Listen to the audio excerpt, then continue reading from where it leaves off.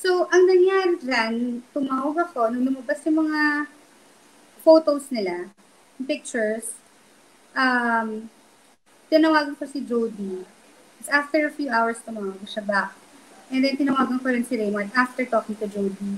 Sinabi ko na, alam mo, Jody, isa lang hiniling ko sa inyo. Na, sabihin niyo sa akin para maabisuhan ko yung mga anak ko. Kasi sinabi ko na na mangyayari to, may mga artista kasi kayo. Yung dating girlfriend ni Raymond, hindi naman artista. So, very private. Ngayon sabi ko, ito yung iniiwasan ko, yung may mga lumabas na pictures na makita ng mga anak mo bago mo sinabi. Bago niya sinabi sa amin. Pero yung anak niya, yun ang nakakainis doon, yung anak niya, si 30, inupo nila ni Raymart. At in-explain na, ito yung bagong boyfriend ko ulit.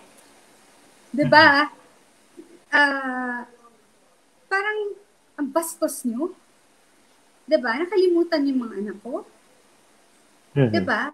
So, yun ang feeling ko. Sabi ko, hindi sinisisi ko si Jody, pero part of me, oo. Kasi sinasabi ko, pagdating sa mga bata, wala.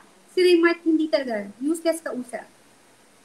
So, knowing that, sige, may respeto pa sa akin si Jody, when in fact, wala talaga,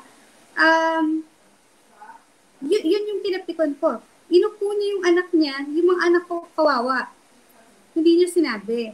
Tapos makita mo yung anak mo, tumatakbo, Mom, the notifications in my is all about Dad and Jody and his new girlfriend. So, sorry naman sila ng sorry sa akin sa phone. Sabi ko, isa lang hiniling ko hindi niya pa nabigay. So, syempre, sabihin na malaki ang, at si Santino, ang tampas sa tatay nila.